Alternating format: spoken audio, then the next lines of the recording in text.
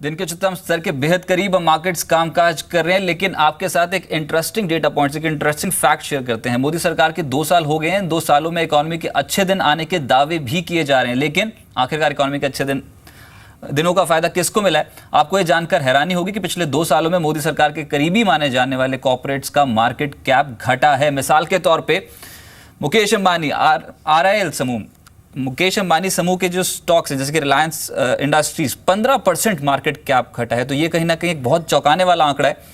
सबसे करीबी नरेंद्र मोदी के माने जाने वाले जो कारोबारी है उनका मार्केट कैप घट रहा है। अब जी अदानी ग्रुप के स्टॉक्स पे आप नजर डालें तो यहाँ पर पूरे ही ग्रुप का मार्केट कैप जो है वो 51% घटा है ये 2 सालों में, जहां पर इतने रिफॉर्म्स लाए गए।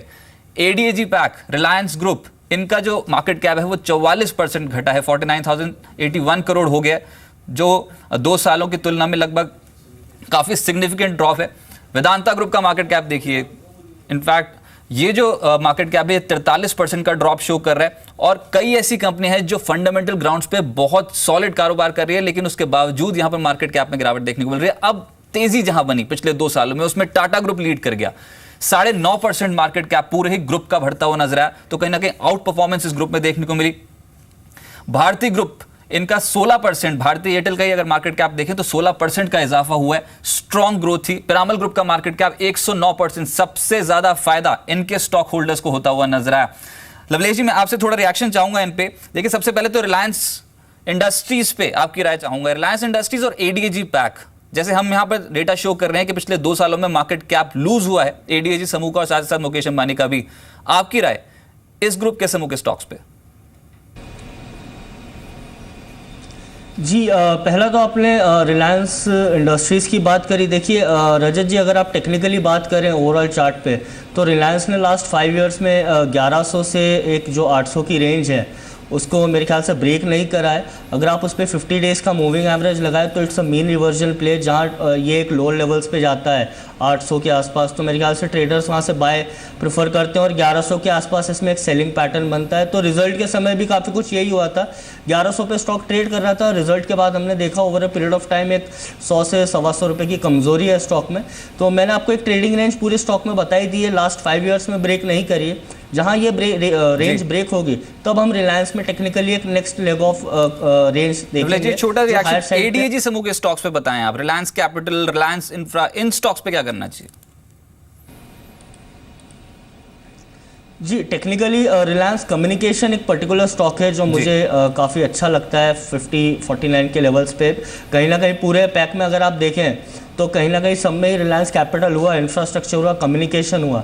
मेरे ख्याल से सब में कुछ ना कुछ एक डी लेवरेजिंग हुई है, अपने एक बिजनेस सेल हुआ है, स्टेक सेल हुआ है और कहीं ना कहीं बैलेंस शीट को डी लेवरेज करा है। चार्ट्स पे फिलहाल एक मेरे ख्याल से लोअर लेवल्स पे है पूरा पैक, बट स्टिल अगर आप थोड़ा सा लॉन्ग टर्म व्यू लें आने वाले 6 से 7 हफ्ते का, मेरे ख्याल से रिलायंस कम्युनिकेशन कहीं ना कहीं आउट परफॉर्म करेगा पूरे ADAG पैक को। टाटा ग्रुप के समूह के स्टॉक्स पे कौन सा स्टॉक आपको सबसे अट्रैक्टिव लग रहा है सर? टाटा में कम्युनिकेशंस अगर आप देखें तो रिसेंटली एक हमने डील देखी है, उन्होंने STT मीडिया को अराउंड 100 मिलियन का अपना एक स्टेक सेल कर रहा है, जो 75% उनका रेवेन्यू में रहता है आउट ऑफ 150 मिलियन। मेरे ख्याल से कहीं ना कहीं वो स्टॉक में रिफ्लेक्ट भी हो रहा है। अब जो है particular company data centre manage service में ज़्यादा फोकस करेगी और मेरे ख्याल से जो पर्टिकुलर जॉइंट वेंचर हुआ है कहीं ना कहीं इस स्टॉक में हायर लेवल्स अगर आप देखें तो 510 तक के इस स्टॉक में देखने को मिलेंगे। 413 शॉर्ट टर्म में एक सपोर्ट है, उसका स्टॉप लॉस लगाकर आप इसमें इन्वेस्ट कर सकते हैं। जी, काफी संक्षेप में 2 trading strategies, 2 stocks, target, stop losses.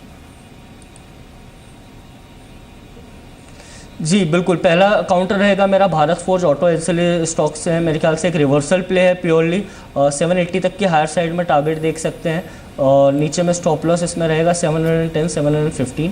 दूसरा कैस्ट्रॉल रहेगा 370 पे, स्टॉक काफ़ी अट्रैक्टिव है, बॉटम रिवर्सल प्ले है।